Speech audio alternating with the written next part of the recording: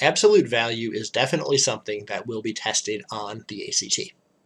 In this video, we're going to review absolute value, go over what the graph of y equals the absolute value of x looks like, as well as do a couple of sample problems. Absolute value is the magnitude of a number without regard for its sign. In layman's terms, that simply means that the absolute value of a number is always going to be positive. Absolute value is expressed as a number between two vertical bars. So you can see we have the absolute value of x shown there with x between two vertical bars.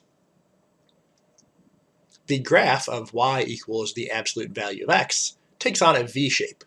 You'll see that as x increases in the positive direction, y increases at the same rate.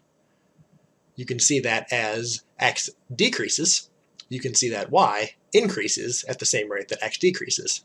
That's because if we took y is equal to the absolute value of -1, then we would get y is equal to 1.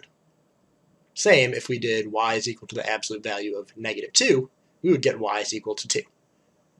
Let's do a couple of sample problems. The absolute value of -5. Pretty simple, this should just evaluate to +5. The absolute value of -5 minus the absolute value of 12.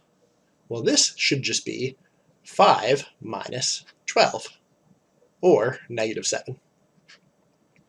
Note that just because we have absolute values in the original expression does not mean that the final answer has to be positive. It just means that we evaluate each of the absolute value terms independently. Next, we're going to take the absolute value overall of the expression that we just found. So since that expression equals -7, we're going to take the absolute value of that, and that's just going to evaluate to 7. Last, we're going to evaluate the expression on the bottom for x equals 3. So first we have the absolute value of 4 minus 3 squared. So 4 minus 3 squared is 4 minus 9, or -5. So we have the absolute value of -5. Plus 2 minus 3x.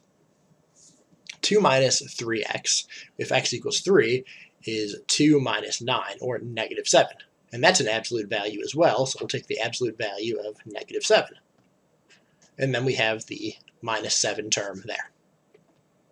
So let's solve.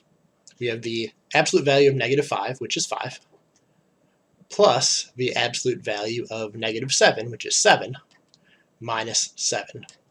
So 5 plus 7 minus 7 is equal to 5.